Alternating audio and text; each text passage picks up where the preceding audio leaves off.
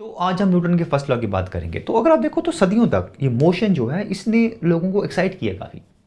लोग हमेशा ये जानना चाहते थे कि भाई कोई चीज़ क्यों मूव करती है, लेकिन सदियों तक अपने को समझ में नहीं आ रहा था। इनफैक्ट दुनिया के जो सबसे काबिल लोगों में से कुछ लोग इस पे काम कर रहे थे, लेकिन समझ में नहीं आ रहा था कि भाई राइट आंसर क्या है उसका। और एक बहुत बड़ा रीज़न ये है कि इंट्यूटिव नहीं है इसका आंसर। कॉमन सेंस लगा के आप सही आंसर नहीं निकाल सकते, इतना सीधा स्ट्रेट फॉरवर्ड नहीं है। जैसे फॉर एग्जाम्पल आपके पास यहाँ पे कोई ऑब्जेक्ट पड़ा हुआ है, तो अगर आपको इसको मूव करने का, तो आपकी कॉमन सेंस आपको बताएगी कि भाई इसको आप पुश करो, धक्का दो या फिर पुल करो, अपनी तरफ खींचो, यानी फोर्स अप्लाई करो कोई, राइट। तो फोर्स इज रिक्वायर्ड और ए पुश और pull is required to move the object. अगर आप सेम एक्सपेरिमेंट डिफरेंट ऑब्जेक्ट के साथ, डिफरेंट फोर्सेज के साथ अगर करो, तो आपको एक और चीज़ कॉमन सेंस बताएगी कि भाई अगर आपको ज़्यादा वेलोसिटी देनी है इसको, तो आपको ज़्यादा पुश करना पड़ेगा या ज़्यादा पुल करना पड़ेगा, यानी ज़्यादा फोर्स अप्लाई करनी पड़ेगी, राइट। फॉर एग्जाम्पल अगर आपके पास कोई घोड़ा है, एक घोड़ा है, वो एक कार्ट को खींच रहा है, उसको v वेलोसिटी देगा। अगर आप दो घोड़े लेके आ जाओगे तो वेलोसिटी 2v हो जाएगा, राइट। तो दो चीज़ें मोटे मोटे तौर पे आपकी कॉमन सेंस आपको बताएगी। पहली बात ये, जैसे आप कहीं धुआं देखते हो तो आप सीधा नतीजा पे पहुंच जाते हो कि कहीं पे फायर होगी, आग होगी। आप चाहे आग को देखो ना देखो, जस्ट बिकॉज आप धुआं देख रहे हो तो नतीजा लगा सकते हो कि कहीं पे आग होगी। सिमिलरली अगर वेलोसिटी देखते हो कहीं पे आप, तो आप नतीजा लगा पाओगे कि हाँ भाई कहीं तो फोर्स होगी, कोई तो उसको मूव कर रहा होगा, राइट। और दूसरी, हर एक फोर्स की एक कॉरस्पॉन्डिंग वेलोसिटी होगी। फॉर एग्जाम्पल एक हॉर्स है तो उसकी वेलोसिटी v होगी, 2 हॉर्स है उसकी वेलोसिटी 2v होगी। तो अगर आप इस तरह सोच रहे हो तो ये बहुत रीजनेबल सी थिंकिंग है, बहुत जायज़ सी थिंकिंग है, और लोग ऐसा सोचा करते थे। प्रॉब्लम लेकिन ये है कि भाई गलत थिंकिंग है, गलत है ये। फॉर एग्जाम्पल अगर आप एक डिटेक्टिव मूवी देख रहे हो, मर्डर मिस्ट्री देख रहे हो, राइट, तो आपको मर्डर कातिल पता करने का, वो आपका कातिल रहा, तो आप जानते हो कि भाई अगर आपने जो पहला क्लू जो आपका है वो अगर गलत पकड़ा आपने, तो आप सर्कल्स में जाते रहोगे, कातिल नहीं पकड़ पाओगे आप। और एग्जैक्टली वही हमारे साथ मोशन के केस में हुआ था। ये हमारा पहला क्लू था और ये गलत क्लू था, और इसने हमारी जो मोशन की अंडरस्टैंडिंग थी उसको सदियों तक डिले कर दिया था। फॉर एग्जाम्पल अगर आप देखो तो जो कॉमन सेंस आपको बता रही है, अगर आपको वो यूज करने का, अगर वो मोशन अगर वैसा होता है, तो आपको मोशन, जब भी मोशन हो रहा तो आपको एक मूवर लेके आना पड़ेगा, भाई बताना पड़ेगा कि कौन मूव कर रहा है उसको। जैसे आपको फरिश्ते लाने पड़े या फिर एंजल्स या फिर भगवान लेके आने पड़े प्लैनेट्स की मोशन को एक्सप्लेन करने के लिए, राइट। तो बहुत सारी कॉम्प्लिकेटेड थ्योरीज डेवलप होगी इस रॉन्ग क्लू के कारण, कि हमको मूवर लाना पड़ता था, कौन मूव कर रहा है वो बताना पड़ता था जब भी मोशन हो रहा है, राइट। ओनली जब अपने को सही क्लू पता लगा, फॉर एग्जाम्पल ये वाला क्लू पता लगा, तो 100 साल के अंदर ही हमने मोशन की प्रॉब्लम को सॉल्व कर दिया।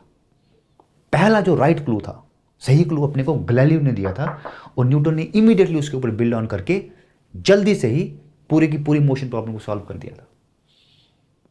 और अभी हम देखेंगे कि पहला सही क्लू क्या था, ठीक है। तो अभी हम देखेंगे कि जो राइट क्लू या राइट संकेत क्या था जिसने हमारे मोशन को समझने के लिए दरवाजे हमेशा हमेशा के लिए खोल दिए थे। तो जैसे हमने पहले बोला कि ये जो कंक्लूजन था जो राइट क्लू का, ये कंक्लूजन गैलीलियो ने निकाला था, लेकिन न्यूटन ने बाद में आके उसको एक लॉ की शेप में डाला, जिसको फर्स्ट लॉ ऑफ मोशन या फिर लॉ ऑफ इनर्शिया भी बोलते हैं। तो अगर आप देखो तो फर्स्ट लॉ को काफ़ी लोग इतना इंपॉर्टेंस नहीं देते, इतनी अहमियत नहीं देते, और ज़्यादा फोकस सेकंड लॉ पे होता है, ग्रेविटेशन लॉ पे होता है। लेकिन अगर आप सच में देखो तो सबकी मोशन की जो समझने की शुरुआत जो हुई थी इसी से हुई थी। अगर ये लॉ नहीं होता तो आपका सेकंड लॉ भी नहीं बन पाता और ग्रेविटेशन लॉ भी नहीं बन पाता, राइट। तो यही वो लॉ है जिसने हमारी मोशन को समझने के दरवाजे इसी से खुले थे। तो ये बहुत इंपॉर्टेंट है, ठीक है। तो अभी हम देखेंगे कि ये जो राइट क्लू या सही संकेत क्या था, और सही संकेत के लिए, राइट क्लू के लिए हम रियल लाइफ में एक्सपेरिमेंट्स नहीं कर पाएंगे। इसके लिए लेबॉर्ट्री की जगह दिमाग में अपने को कुछ आइडियल सिचुएशंस क्रिएट करनी पड़ेंगी, और उसके बेस पे अपने को कंक्लूड करना पड़ेगा, जैसे हम अभी देखेंगे। तो आपके पास एक व्हील है, पहिया है, जिसको आपने थोड़ा फोर्स अप्लाई किया तो ये मूव करेगा यहाँ तक, राइट। अब अगर आप पूछो कि भाई मैं क्या करूं ताकि ये जो डिस्टेंस ट्रैवल कर रहा है वो थोड़ा ज़्यादा डिस्टेंस ट्रैवल करे, तो कुछ ऑप्शंस हो सकते हैं। जैसे इस रोड को जिसमें चल रहा है इसको आप स्मूथ कर दो, चिकना कर दो, या फिर जो पहिया है इसको थोड़ा लुब्रिकेट कर दो, थोड़ा ऑयल वायल लगा दो इसमें, राइट। तो जब आप वो करोगे तो अगेन आप सेम फोर्स अगर अप्लाई करोगे तो देखो कि थोड़ा ज़्यादा डिस्टेंस ट्रैवल किया इसने इससे, राइट। अगर आप देखो तो हुआ क्या, किया क्या आपने, आपने कुछ एक्सटर्नल फैक्टर्स को कम किया है, फ्रिक्शन को कम किया आपने, जो एक्सटर्नल फोर्सेस हैं उनको कम किया, राइट। तो अब अगर आप इसको थोड़ा जनरलाइज करो और दिमाग में इसको एक आइडियल कंडीशन बना के पूछो कि भाई क्या होगा अगर मैं सारे के सारे एक्सटर्नल फैक्टर्स को ख़त्म कर दूं, यानी कि इस रोड को टोटली चिकना बना दूं। ऑब्वियसली रियल लाइफ में पॉसिबल नहीं है, क्योंकि रियल लाइफ में बिल्कुल आप फ्रिक्शन को नहीं ख़त्म कर सकते, तो इसीलिए आप दिमाग में एक आइडियल कंडीशन क्रिएट कर रहे हो। जैसे चचा गाली बोलते थे ना, हर सिचुएशन में यूँ होता तो कैसा होता, तो जैसे वैसे अभी आप पूछ रहे हो अपने दिमाग से, बताओ भाई अगर ऐसा कर लो कि मैं फ्रिक्शन पूरी की पूरी ख़त्म कर दूँ, तब क्या होगा। मतलब कि अगर कोई भी चीज़, कोई भी एक्सटर्नल फैक्टर नहीं है इस व्हील को स्टॉप करने के लिए, तो क्या होगा। तो ये व्हील जो है हमेशा के लिए चलता रहेगा। और ये था सही क्लू, सही संकेत, जिसने हमारे मोशन को समझने के लिए दरवाजे हमेशा हमेशा के लिए खोल दिए थे। तो यही बना आपका फर्स्ट लॉ। मतलब कि ये बोलता है कि हर एक ऑब्जेक्ट जो है वो रेस्ट में रहता है या फिर यूनिफॉर्म वेलोसिटी मतलब constant velocity in straight line. हर एक ऑब्जेक्ट रेस्ट में रहता है या फिर यूनिफॉर्म वेलोसिटी में रहता है जब तक आप कोई एक्सटर्नल फोर्स उस पर ना लगाएं। मतलब अगर एक ऑब्जेक्ट कोई रेस्ट में बैठा हुआ है तो वो रेस्ट में ही रहेगा जब तक आप उसको एक्सटर्नल फोर्स ना अप्लाई करें। सिमिलरली अगर कोई एक ऑब्जेक्ट जो है वो यूनिफॉर्म वेलोसिटी से चले जा रहा है तो वो यूनिफॉर्म वेलोसिटी से ही चलता रहेगा जब तक आप उस पर कोई एक्सटर्नल फोर्स ना अप्लाई करो। ये इसका मतलब है। अगर आप देखो हम क्या बोल रहे हैं, हम बोल रहे हैं कि रेस्ट ही नहीं,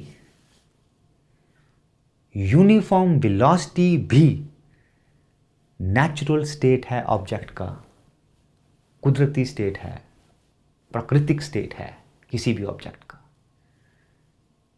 अगर आप पिछली स्लाइड में याद करो तो हम बोलते थे खाली रेस्ट ही नेचुरल स्टेट है, लेकिन अभी हम क्या बोल रहे हैं कि यूनिफॉर्म वेलोसिटी भी नेचुरल स्टेट है। इसका मतलब ये है अगर कोई ऑब्जेक्ट यूनिफॉर्म वेलोसिटी से मूव कर रहा है तो आपको मोशन एक्सप्लेन करने के लिए, उसका मोशन एक्सप्लेन करने के लिए किसी मूवर को लाने की जरूरत नहीं है, क्योंकि यूनिफॉर्म वेलोसिटी भी नेचुरल स्टेट होता है ऑब्जेक्ट का।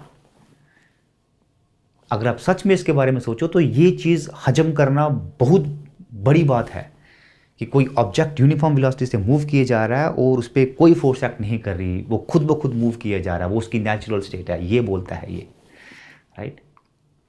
और यही बना लॉ ऑफ इनर्शिया। और इस प्रॉपर्टी को, ऑब्जेक्ट्स की प्रॉपर्टी को, कि वो अगर रेस्ट में है तो रेस्ट में ही रहेंगे, अगर यूनिफॉर्म वेलोसिटी से चल रहे हैं तो यूनिफॉर्म वेलोसिटी से ही चलेंगे जब तक उन पे आप एक्सटर्नल फोर्स ना अप्लाई करो। इस प्रॉपर्टी को क्या बोलते हैं, इनर्शिया बोलते हैं, या फिर लोकल लैंग्वेज में हर एक ऑब्जेक्ट में एक लेजीनेस होती है, एक सुस्तपन होता है कि जब तक आप उस पर कोई फोर्स अप्लाई ना करें तो वो अगर रेस्ट में है तो रेस्ट में ही रहेंगे, अगर यूनिफॉर्म वेलोसिटी से मूव करें तो यूनिफॉर्म वेलोसिटी से ही मूव करते रहेंगे जब तक आप उस पर कोई एक्सटर्नल फोर्स ना अप्लाई करो। तो इस लेजीनेस को, उस सुस्तपन को इनर्शिया बोलते हैं, राइट। और यही आपका फर्स्ट लॉ ऑफ मोशन है या फिर लॉ ऑफ इनर्शिया बोलते हैं इसको, ठीक है। तो वीडियो को ख़त्म करने से पहले एक आखिरी पॉइंट।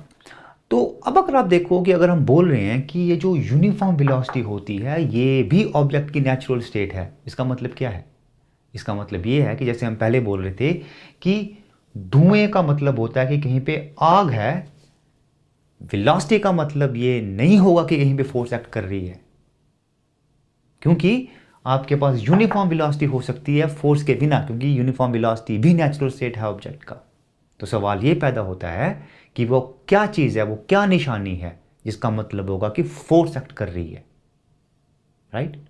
वो क्या निशानी है, स्मोक की तरह वो क्या निशानी है जिसका मतलब होगा फोर्स एक्ट कर रही है। और यही आंसर किया था सेकंड लॉ ने क्वांटिटेटिव वे में। और यही मेरा मतलब था जब मैंने स्टार्टिंग में बोला था कि अगर फर्स्ट लॉ नहीं होता तो हमारे पास सेकंड लॉ नहीं बन पाता, हमारे पास ग्रेविटेशन लॉ नहीं बन पाता और हम मोशन को नहीं समझ सकते। तो फर्स्ट लॉ जब तक नहीं बना, अपने को ऐसा था कि हम लोग अंधेरे में जकड़े हुए हैं, और जैसे फर्स्ट लॉ बना दरवाजे खुल गए हमारे लिए, रोशनी आने लगी और मोशन को समझने में इसने मदद की हमारी। ठीक है, तो ये बहुत इंपॉर्टेंट था। तो आज के लिए इतना ही, आपसे फिर मुलाकात होगी। थैंक यू सो मच, शुक्रिया।